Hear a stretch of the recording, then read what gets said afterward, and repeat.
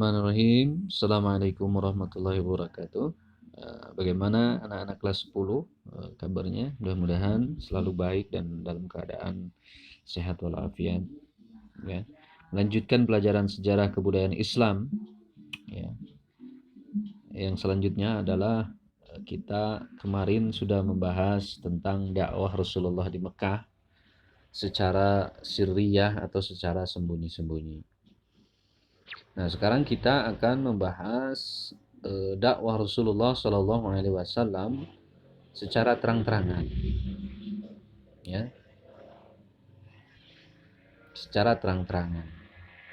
Setelah kemarin kita mengetahui bahwa Rasulullah Shallallahu Alaihi Wasallam atau Nabi Muhammad dakwah secara sembunyi-sembunyi, ya. Di sini ada peta konsep dakwah Rasulullah di Mekah ini. Ada secara sembunyi-sembunyi, Syria itu terjadi 3-4 tahun, ya. Sebagaimana ayat ini ditandai dengan turunnya ayat surat Al-Mudaththir ayat 1-7 yang memerintahkan Nabi Shallallahu Alaihi Wasallam untuk dakwah secara sembunyi-sembunyi. Ya, Yuhal Mudaththir, gitu ya. Itu potongan ayatnya. Yang kedua adalah setelah Rasulullah mengadakan dakwah secara sembunyi-sembunyi, dakwah secara terang-terangan, yaitu jahriyah, ditandai dengan turunnya surat Al-Hijr ayat 94 yang menandai Rasulullah SAW dakwah secara terang-terangan. Ya, ayatnya adalah fasda' bima tu'maru wa'arid anil musyrikin. Ya.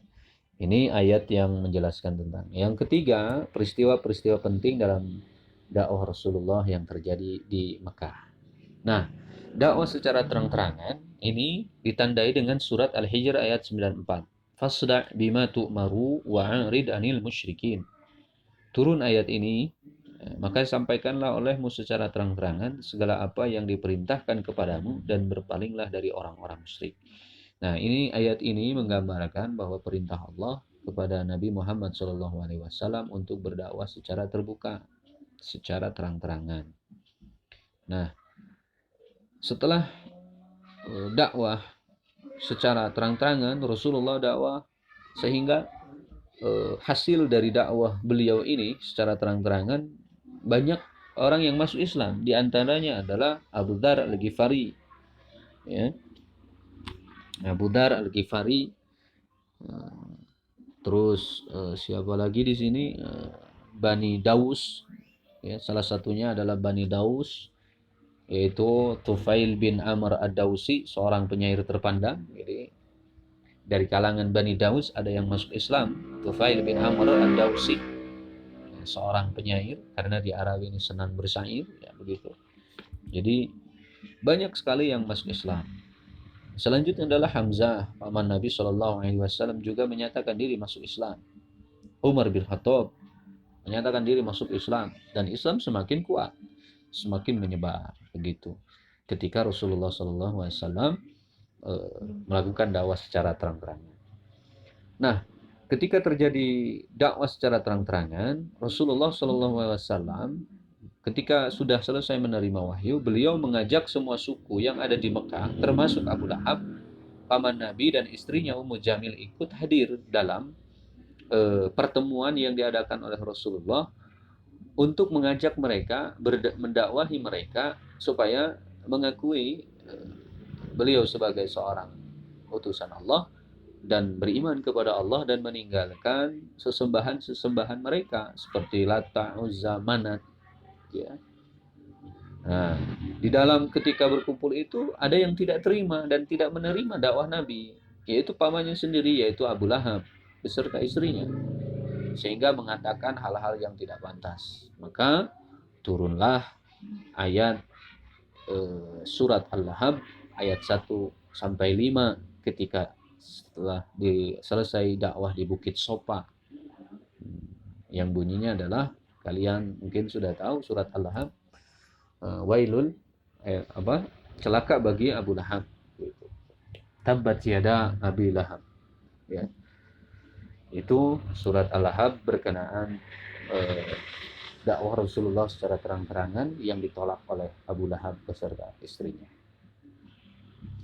Nah, setelah dikumpulkan di Bukit Sofa, para pemimpin Quraisy ini, ya, setelah kejadian di Bukit Sofa ini, Rasulullah mengajak untuk bertauhid kepada Allah Subhanahu wa taala.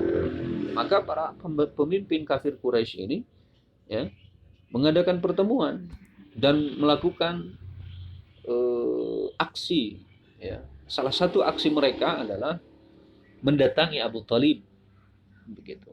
Apa yang mereka katakan ketika mendatangi Abu Talib? Nah, Abu Talib ini adalah sebagai pamannya Nabi, gitu, yang mengasuh Rasulullah.